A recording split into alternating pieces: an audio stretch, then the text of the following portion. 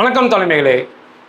நாளை மே மாதம் 18ஆம் தேதி முள்ளிவாய்க்கால் நினைவு தினம் என்று சொல்லுவோம், அல்லது தமிழர்கள் இனப்படுகொலை செய்யப்பட்டதின் அடையாள நாள் என்று சொல்லுவோம். முதல்லாம் பார்த்தீங்க அப்படின்னா இணையதளத்தில் இதை பற்றிய செய்திகள் நிரம்பி வழியும். இணையதளம் பூரா இன்னைக்கு அப்படிப்பட்ட செய்திகள் பெரிய அளவில் என்னால் இணையதளத்தில் பார்க்க முடியவில்லை. திருப்பூர் பூரா நான் இன்னைக்கு சுற்றிட்டு வரேன், ஒரே ஒரு போஸ்டர் கூட என்னால் பார்க்க முடியல. இந்த தமிழர்கள் இனப்படுகொலை செய்த நினைவு நாள் என்று படிப்படியாக குறைந்து கொண்டே வருவது போல தெரிகிறது. 2009 மே மாதம் தமிழர்கள் லட்சக்கணக்கில் கொல்லப்பட்ட மாதம், மறக்க முடியாத வருடம் 2009. ஆனால் இப்போ ஒரு 17 வருடம் கழித்து பார்க்கும்போது அன்றைய வேகம், அன்றைய எழுச்சி இன்னைக்கு இல்லை அப்படின்னு தான் சொல்ல முடியும். இன்றைய தலைமுறைகள் இன்னைக்கு கல்லூரி படிப்பவங்ககிட்ட போய் முள்ளிவாய்க்கால் படுகொலை அப்படின்னா தெரில அப்படிங்கிறாங்க, போராளிகள் அப்படின்னா தெரிலங்கிறாங்க, ஈழப்படுகொலை அப்படின்னா தெரில அப்படிங்கிறாங்க. படிப்படியாக மறக்கப்பட்டு வருகிறது. என்ன காரணம் அப்படின்னா தமிழர்கள் அதை மறப்பதில்லை, அது தமிழர்கள் செய்யறதில்லை, திட்டமிட்ட செயல் என்று சொல்லலாம். குறிப்பாக இணையதள முடக்கம்.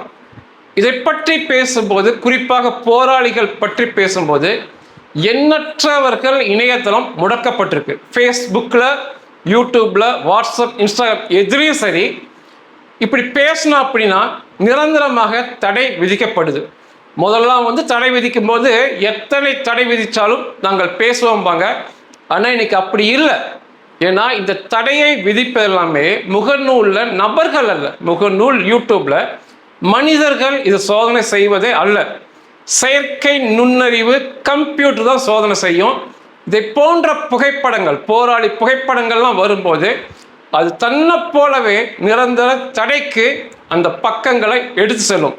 எத்தனை நாள் தான் தடைக்கு உள்ள போய்கிட்டே இருப்பாங்க. தடை பண்ணி இன்று அதற்காக பேசுபவர்கள், எழுதுபவர்கள் இல்லை, அந்த பக்கமே இல்லை என்று ஆயிடுச்சு. அதே போல இந்தியாவில் மத்திய அரசின் கெடுபிடிகள், மத்திய அரசு தமிழ் போராளிகளை பயங்கரவாதிகள், இந்த வருஷம் கூட பயங்கரவாத இயக்கம் சொல்லி திரும்ப தடை பண்ணியிருக்காங்க. அந்த தடைக்கு மேலே எதுவுமே செய்ய முடியாம போகுது.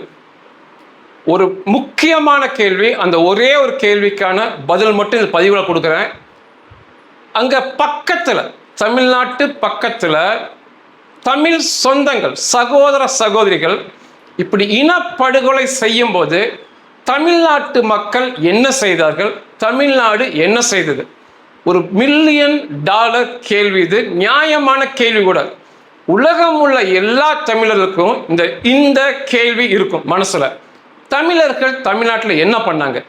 7 கோடிக்கு மேல அன்னைக்கு இருந்தாங்களே, ஏன் விட்டு கொடுத்தார்கள் என்ற கேள்வி இருக்கும். இது கலை யதார்த்தம் என்பது வேற. நான் தமிழ்நாட்டுக்கார், இங்கே பிறந்து வளர்ந்துவேன். இங்கே உள்ள கலை யதார்த்தம் எனக்கு நல்லா தெரியும். ஈழத்தில் உள்ள தமிழ் சொந்தங்களை விட, புலம்பெயர்ந்து வாழும் தமிழ் சொந்தங்களை விட இங்கு உள்ள எனக்கு இந்த கலை யதார்த்தம் நன்றாக தெரியும். அதே போல என்னை போல உலகில் அந்த ஈழ போராட்டத்தையும் ஈழ மக்களையும் நேசித்த ஒருவனை காட்டவே முடியாது. நிச்சயமாக நான் அவ்வளோ நேசித்தேன். என்னை எங்கே போய் வேணாலும் சோதனை பண்ணலாம், என்னை உண்மை கண்டறியும் சோதனை பண்ணலாம். என்னை போல நேசித்தவன்லாம் யாருமே இருக்க முடியாது. நான் அன்னைக்கு அந்த இனப்படுகொலை செய்யப்பட்ட நாள், போராளிகள் மரணம் அடைந்த நாளில் நானுமே மரணம் அடைந்தேன் என்று சொல்ல வேணும் மனதளவில். இன்னைக்கெல்லாம் ஒரு பின வாழ்க்கை தான் நிச்சயமாக நான் வாழ்ந்து வரேன். ஒரு அங்கலாப்பு, ஒரு ஏக்கம், இப்படி தோற்று விட்டோமே என்று எனக்குள்ள இருக்கு. அதற்கான விடையை தருவது தமிழ்நாடு என்ன செய்தது, இங்குள்ள தமிழர்கள் என்ன செய்தார்கள் என்பதற்கு என்னை போன்றவர்கள் விடை தருவது மிக சரியாக இருக்கும். இந்த இனப்படுகொலை ஒரு ஒட்டுமொத்தமாக பார்த்தீங்க அப்படின்னா 1956 முதல் 2009 வரைக்கும் இந்த வருஷத்தில் நடந்ததை தொடர்ச்சியான இனப்படுகொலை அப்படிம்பாங்க. திட்டமிட்டு இலங்கையில் வாழ்ந்த தமிழ் மக்களுக்கு எதிரான இனப்படுகொலை அது. ஒட்டுமொத்தமாக இந்த வருட காலங்களில் மரணம் அடைந்தவர்கள் 2,53,818 பேர் தமிழ் பெண்கள் ஆண்கள் மரணம் அடைந்திருக்காங்க. குழந்தைகள் முதியவர்கள் எல்லாம் சேர்ந்து மரணத்தை தழுவியிருக்காங்க. Tamil centre for human rights என்ற அமைப்பு கொடுத்த அடிப்படை தகவலை வச்சு விக்கிபீடியாவில் இதை பதிவு பண்ணியிருக்காங்க. காயமடைந்தவர்கள், குறிப்பாக அங்க ஈனம் உறுப்புகளை இழந்தவர்கள் அப்படி பார்த்தீங்கன்னா 61,132 பேர் காயம்பட்டிருக்காங்க. பாலியல் வன்கொடுமை பலாத்காரத்துக்கு உள்ளான தமிழ் பெண்கள் அப்படின்னு பார்த்தீங்கன்னா 12,437 பேருக்கு இந்த வன்கொடுமை நடந்திருக்கு. காவல் நிலையம் அழைத்து செல்லப்பட்டு மிகப்பெரிய கொடுமைக்கு உள்ளானவர்கள் பார்த்தீங்கன்னா 1,12,246 பேர் மிகப்பெரிய கொடுமைக்கு அங்க சிங்கள காவல் நிலைய கொடுமை அனுபவிச்சிருக்காங்க. அகதிகளாக மாற்றப்பட்டவர்கள், புலம்பெயர்ந்தவர்கள், தமிழ்நாட்டுக்கு வந்தவர்கள், இப்படி அகதிகளாக மாற்றப்பட்டவர்கள் பார்க்கும்போது 23,90,809 பேர் அகதிகளாக மாற்றப்பட்டிருக்காங்க. இது மொத்த இனப்படுகொலையின் விளைவு என்று சொல்லலாம். மிக கொடூரமான சமீப கால வரலாறில் நடந்த மிகப்பெரிய இனக்கொடுமை, இன அழிவு என்று பதிவு பண்ணலாம். அந்த கடைசி கட்டத்தில் 2009 மே மாதங்கள் அதுக்கு முன்னெல்லாம் தமிழ்நாட்டில் என்ன பண்ணாங்க, ஏன் போராடவில்லை அப்படின்னா, இதற்கான முதல் பதில் அப்படின்னு பார்த்தீங்கன்னா, தமிழ்நாடு இந்தியாவில் ஒரு மாநிலம் தான். பல மாநிலங்களில் ஒரு மாநிலம் தான் தமிழ்நாடு. 107 கோடி மக்கள் தமிழ்நாட்டில் வாழ்றாங்கன்னு சொன்னாலுமே ஒட்டுமொத்த இந்தியாவில் பார்த்தீங்கன்னா 140 கோடி மக்கள் வாழ்றாங்க. இந்த பிரச்சனையை 2 விதமாக பிரிக்கலாம். எப்படி கிமுன்னு பிரிஞ்சதோ, கிறிஸ்து பிறந்த பின் கிறிஸ்து பிறப்பதற்கு முன்னு காலத்தை பிரிச்சாங்களோ, இந்த ஈழ போராட்டத்தை 2ஆ பிரிக்கலாம். ராஜீவ்காந்தி அவர்கள் படுகொலைக்கு முன்பு, ராஜீவ்காந்தி அவர்கள் படுகொலைக்கு பின்பு. நிச்சயமா இது மிகப்பெரிய தவறு ராஜீவ்காந்தி அவர்களை படுகொலை செய்தது. அதுக்கப்புறம் முற்றாக தமிழ்நாட்டில் நிலைமை மாறிடுச்சு. அதிகமாக ஆதரவு கொடுத்து பேசுபவர்கள் சிறைக்கு செல்வது, மிகப்பெரிய பிரச்சனையை சந்திப்பது தமிழ்நாட்டில் வழக்கமாக போச்சு. மென்னு முழுங்கி தான் பேச வேண்டிய சூழ்நிலை தமிழ்நாட்டில் இருந்துச்சு. மிகப்பெரிய அளவுலாம் போராட முடியாது. ஏன்னா தமிழ்நாடு ஒரு வலிமையான பாரத தேசத்தின் ஒரு சிறிய பகுதி தான். அதனுடைய ஒட்டுமொத்த சட்ட திட்டத்தின் கீழ்ப்படிஞ்சுதான் இங்க தமிழ்நாட்டு மக்கள் வாழ வேண்டும். தமிழ்நாட்டு அரசு உட்பட. நம்ம திமுக அநேகம் குறை சொல்லுவோம், கடைசி காலத்தில் பேசாமல் இருந்தாங்கன்னு சொல்லி, இந்த போராளிகளை ஆதரித்தாங்கன்னு சொல்லி ஆட்சி கலைக்கப்பட்டது திமுக அரசுக்கு தான். அநேகர் அதுல கைது செய்யப்பட்டிருக்காங்க, கைது செய்யப்பட்டு சிறைக்கெல்லாம் சென்றிருக்காங்க. மிகப்பெரிய பிரச்சனையை திமுக அரசும் சந்தித்தது. அதனால மிகப்பெரிய அளவு இந்தியாவிற்கு எதிராக எதுவுமே பண்ண முடியாது. இன்னொரு உதாரணம் நல்லா சொல்லணும் அப்படின்னா, சீக்கியர்கள் பிரச்சனை பண்ணும்போது, குறிப்பாக பொற்கோயிலுக்குள்ள போய் இந்திய ராணுவம் நடவடிக்கை எடுத்த பிறகு சீக்கியர்கள் மிகப்பெரிய பிரச்சனை பண்ணாங்க. மிகப்பெரிய அளவு அடக்கப்பட்டார்கள் பஞ்சாப்ல, மாற்று கருத்தே இல்லை. இத்தனைக்கும் இந்திய ராணுவத்தில் சீக் ரெஜிமெண்ட் அப்படிம்பாங்க, சீக் படைப்பிரிவில் ஒரு சிலர் பிரச்சனை பண்ணாங்க ராணுவத்துக்குள்ளேயே. அப்போ அதை அடக்க, சீக் ரெஜிமெண்ட்டை, சீக்கிய வீரர்களை அடக்க ராஜபுத்திரா ரைபிள் அந்த படைப்பிரிவை உபயோகப்படுத்தினாங்க மத்திய அரசு. அவர்கள் சீக்கிய படைப்பிரிவை முற்றாக அடக்கி காமிச்சாங்க. அதனால இந்தியாவிற்கு எதிராக தமிழ்நாட்டு அரசோ தமிழ்நாட்டு மக்களோ நிச்சயமாக செயல்பட முடியாது. அது ராஜீவ்காந்தி அவர்கள் படுகொலைக்கு பிறகு நிலைமை மிகப்பெரிய மோசமாச்சு. கண்டனம் பதிவெல்லாம் வேற ஏதாவது பேசலாம், மற்றபடி மிகப்பெரிய எழுச்சி போராட்டத்தை செய்ய முடியல. இது முதலாவது மிக முக்கியமான காரணம். இரண்டாவது மிக முக்கியமான காரணம், கடவுளே தமிழ்நாட்டு மக்கள்கிட்ட போராளிகள் தோற்கடிக்கப்படுவார்கள் சொன்னா யாருமே நம்ப மாட்டாங்க.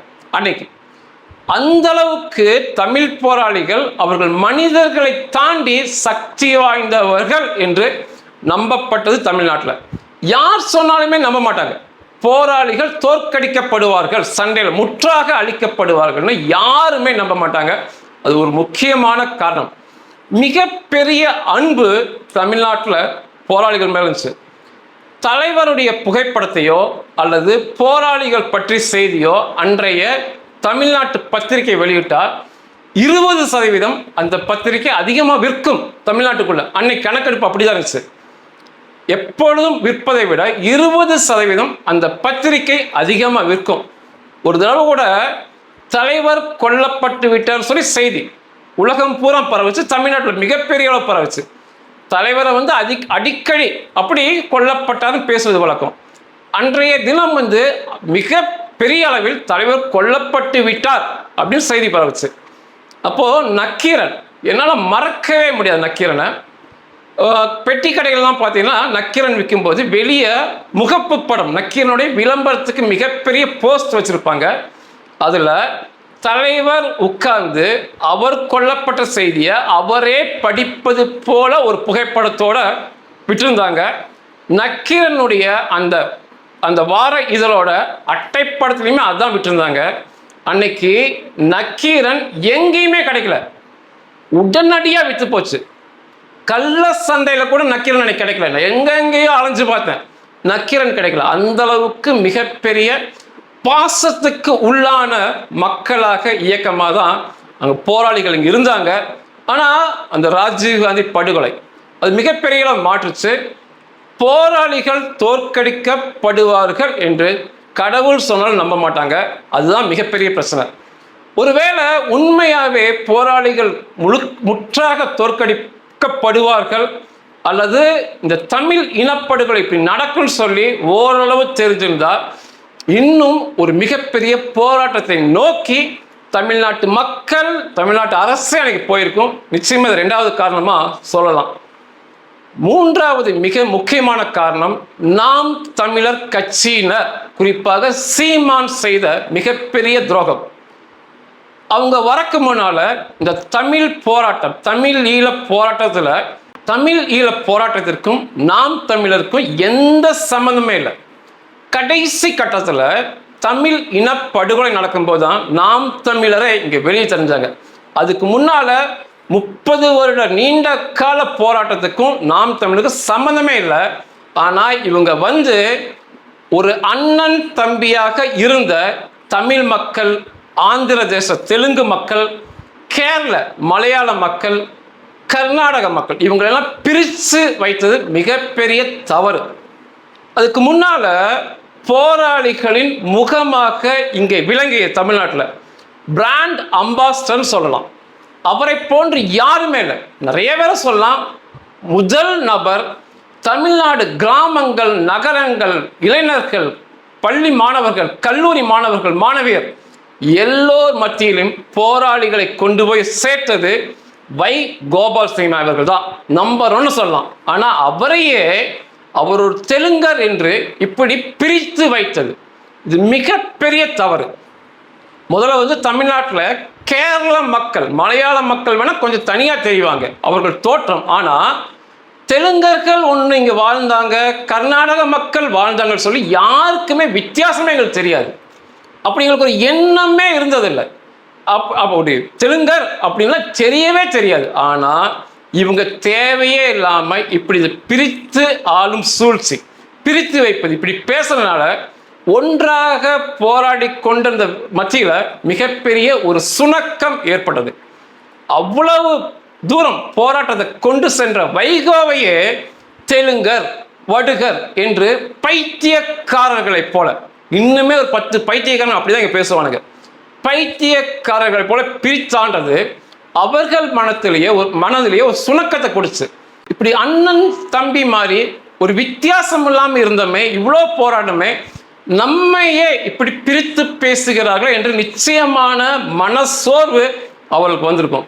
இந்த போராட்டத்தின் மிகப்பெரிய பின்னடைவு, அன்றைய தினத்தை எழுச்சி குறைவுக்கு மிக முக்கியமான காரணம் இந்த நாம் தமிழர் என்ற பிரிவினைவாத இயக்கம்தான்.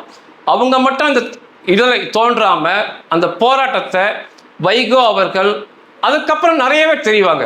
நம்ம பல நெடுமாறன் அவர்கள், இங்கே தெரிஞ்ச பெயர்கள் நான் சொல்கிறேன், ராமகிருஷ்ணன், கோவை ராமகிருஷ்ணன் அவர்கள், கொளத்தூர் மணி அவர்கள், காசி ஆனந்தன் அவர்கள், இப்படி நிறையவே பேர் இங்க நல்லாவே தெரியும். வீரமணி அவர் கூட நிறைய உதவி செஞ்சிருக்காரு.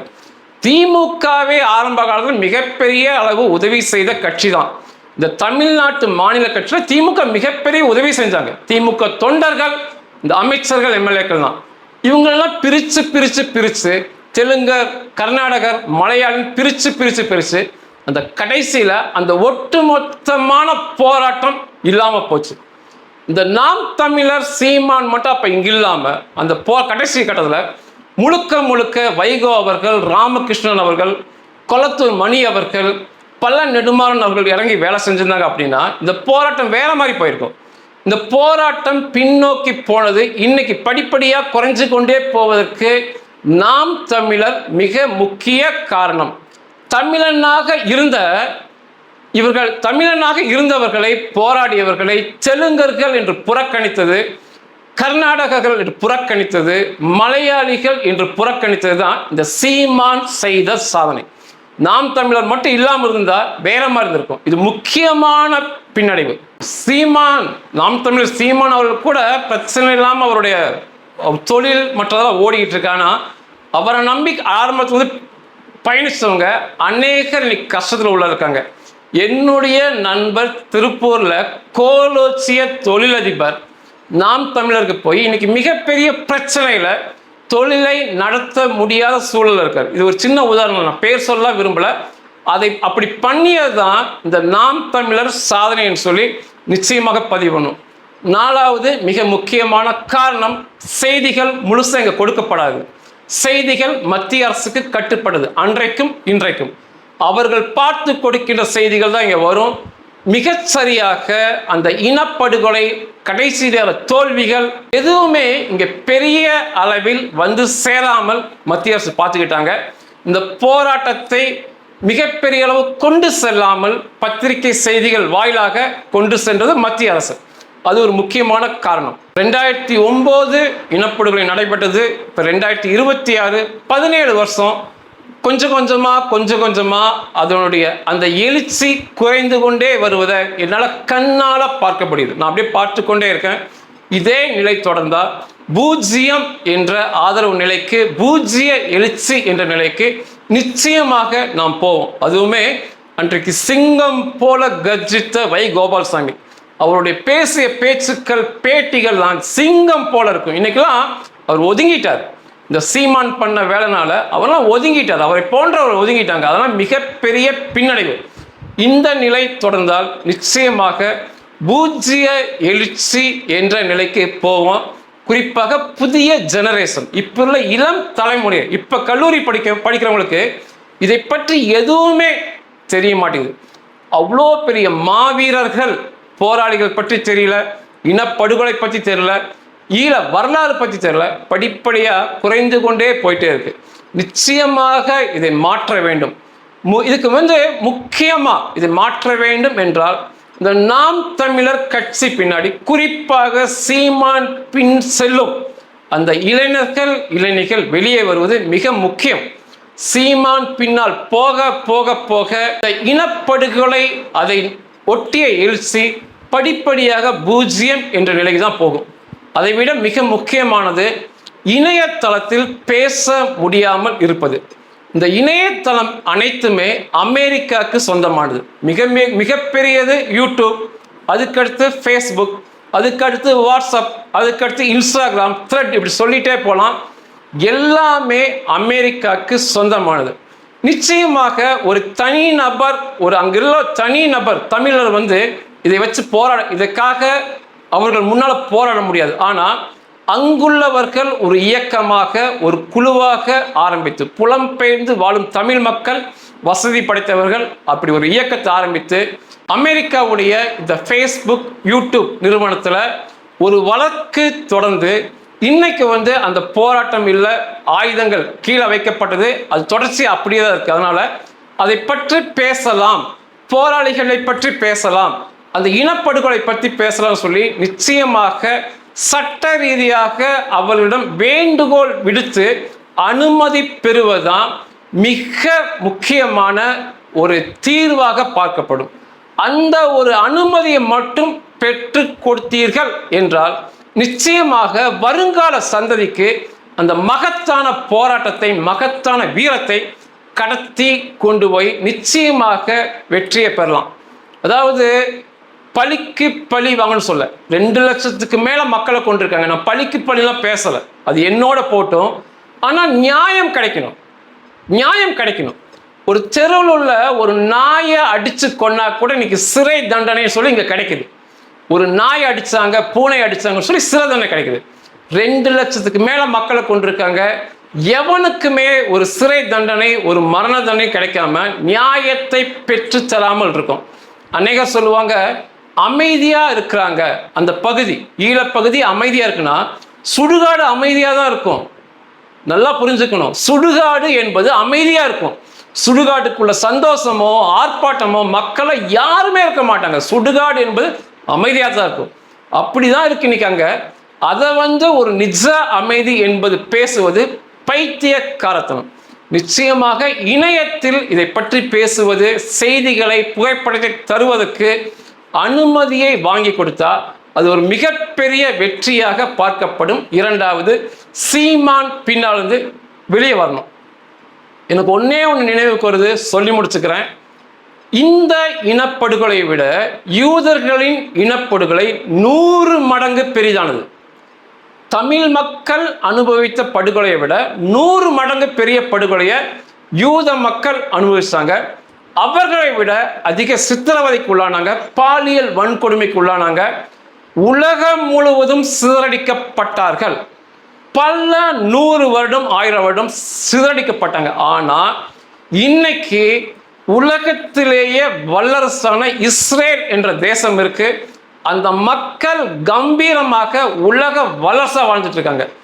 தமிழனுக்கு கூட சிங்களவன் என்ற ஒரே எதிரி தான் அந்த நாட்டுக்கு. ஆனா இஸ்ரேலுக்கு 90க்கு மேற்பட்ட இஸ்லாமிய அரபிய எதிரி நாடுகள் இருந்தும் கம்பீரமாக வல்லரசாக வாழ்ந்துட்டு இருக்காங்க. நிச்சயமாக இந்த அனுமதிகள், இணையத்தில் பேசுவது மற்றும் சீமானிடமிருந்து விலகி வருவது, இது போன்ற காரியத்தை மட்டும் நம்ம செய்துட்டோம் அப்படின்னா இஸ்ரேல் நமக்கு ஒரு நல்ல உதாரணம். நமது மக்களும் சுதந்திரமான அந்த தமிழ் ஈழ நாட்டில் நிச்சயமாக வாழ்வார்கள். நன்றிகள்.